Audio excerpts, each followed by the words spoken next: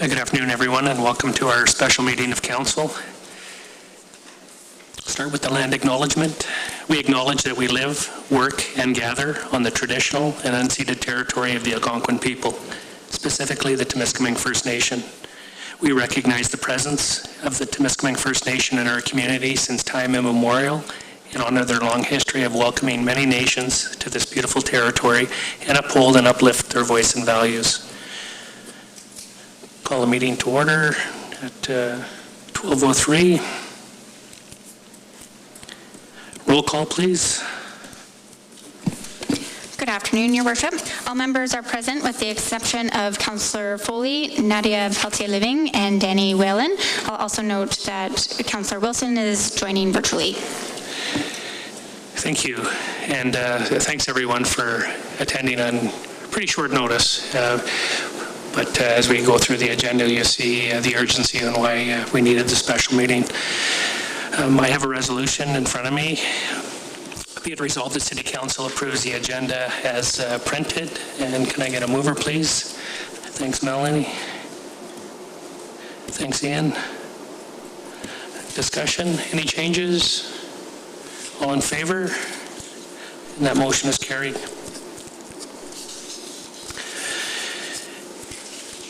And I have a motion for declaration of the special council meeting, and a resolution in front of me is be it resolved that Council for the City of Temiskaming Shores declares this meeting a special meeting of council in accordance with Section 9 of the Procedural Bylaw number 2023-022.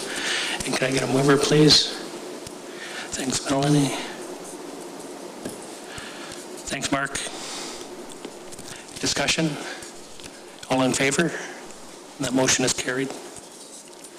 Is there any disclosure of pecuniary interest in general nature?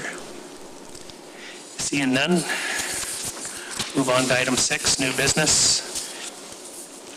6A, Administrative Report Number RS-024-2023, the Lawrence Bunn-Eckensviller Community Hall. We do have a resolution in front of me. Be it resolved, the Council for the City of Temiskaming Shores acknowledges receipt of Administration Report RS-024-2023. That Council directs staff to complete an emergency procurement in accordance with the City's procurement policy, bylaw number 2017-015, as amended, for the replacement of the boiler at the Lawrence Bunn-Eckensviller Community Hall for an upset limit of $65,000 plus non-refundable HST. And that staff bring forward a report to Council about the long-term options for the facility at a later date. Can I get a mover, please? Thanks, Councillor Graydon. Thanks, Councillor Ducharme. Discussion. Matt, maybe you can just update your report. Sure. So I've tried to explain fully in the report why we're bringing this forward to you at a special meeting. Essentially, the boiler at the facility is no longer usable, and it poses issues because there's no other source of heat for that building. The building itself, with the timing of this happening, it's imperative that we move quickly to make sure that there is heat available to maintain the building in an acceptable manner, essentially. The building itself is quite old. It's approaching 75 years old. It's not well used by the municipality and its users. We have a number of people who are leasing those spaces, but they're typically for no rent or very below market rent.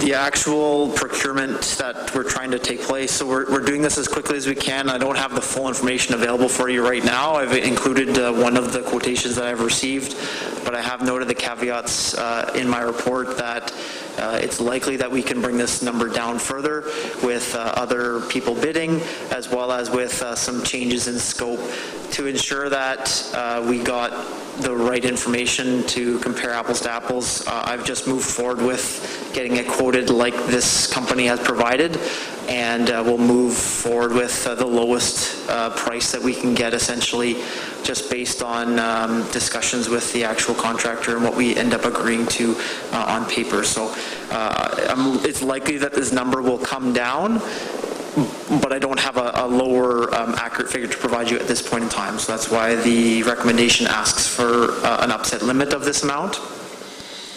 It's noted that we do need to replace the hot water heater at the same time. The current hot water heater uses the same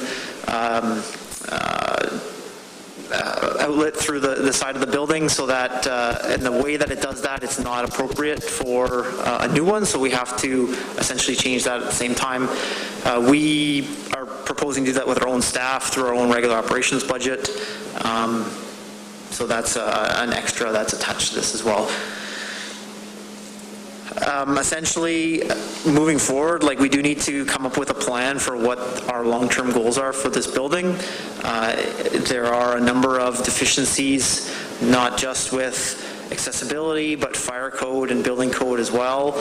Thankfully, doing this change is a small like-for-like replacement. We don't have to open up that can of worms, but essentially there are deadlines forthcoming for regulatory changes as well as for building system lifespans.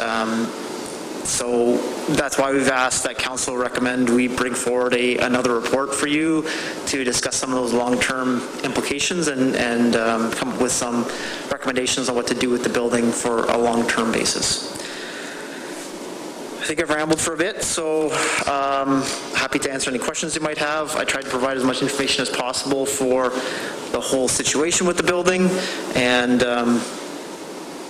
looking forward to getting this done sooner rather than later and bring forward that other report for you at a later date.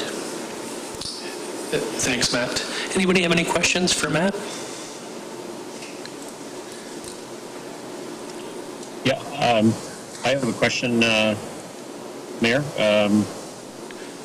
Go ahead, Councillor Wilson. Matt, the term in the report when you're talking about architecturally significant, does that terminology have a factor in the future of a building like this? In a sense, what we can do with it, or does it restrict some options when it's identified as architecturally significant, or is that not an official term? Yeah, so that's just a term that was used by our consultants in writing the Recreation Master Plan. I'm of the understanding that the municipality sets those types of terms, and I'm hoping that someone can confirm for me, but I don't believe that it would hinder any potential changes to how we operate or what we do with this building in the long term. Great. Okay, great. And a follow-up question, the quote that was done a number of years ago and has been updated to the 1.5 million for renovations. Does that include the AODA requirements? So yes, that did include that. The changes are pretty substantial, and that was a preliminary estimate that was done by the consultant at the time. I used a construction index to update that figure from 2019 to 2023. But with that said, pricing has continued to rise significantly, so it wouldn't surprise me if that was more. A further detailed design needs to be included to bring it up to any type of AODA standards as well. So there's a ton of time, money, and effort needed to continue to use this hall on a long-term basis by the municipality. Great, thank you. Thanks, Councillor Wilson. Any other questions? Councillor Ducharme? It's been a while since I read the rec plan, but does the recreation plan have an idea for where all the specific needs of arts and cultural organizations will be sort of served within it says that there's a surplus of community halls. However, there's a specific set of needs around arts and cultural organizations that may not be ideally served at the community hall, but are likely best served when compared with the other halls available in the community. And so I'm wondering if the recreation plan has anything in it around serving those organizations. So the Recreation Master Plan didn't go into that level of detail to provide specific recommendations for some of those groups and organizations. It's not required of the municipality to provide spaces for all those organizations. It's a benefit to the municipality to do that. Since we have that space available, there are some other spaces that might be better suited, but ultimately, even looking at the capital costs of updating this building, it's likely better off financially in the long run for the municipality to simply pay for their rent in other locations than it is to update this building for multiple millions of dollars. So that's why, you know, further reports are necessary. We were going to include money in our budget for 2024 to have a consultant kind of work on some of those types of problems and figures.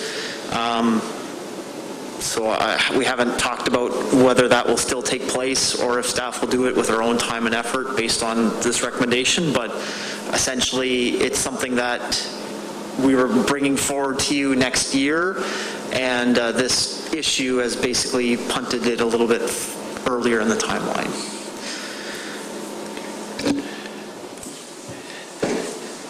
Thanks, Councillor Ducharme, and thanks, Matt, for your comments.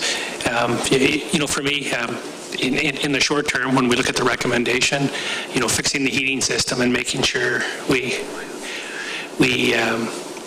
have, you know, something that will protect the building, you know, throughout the winter, I think is definitely, you know, needed.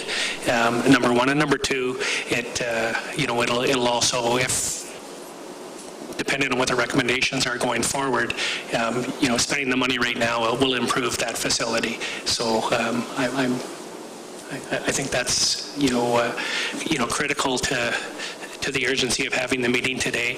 I think the longer term piece is, you know, absolutely, there's lots of work that needs to be done, and I think, you know, based on Matt's recommendation, to come back with a report, you know, to address maybe some of the questions that were brought up today, and even it hasn't been that long, you know, since we dedicated that building to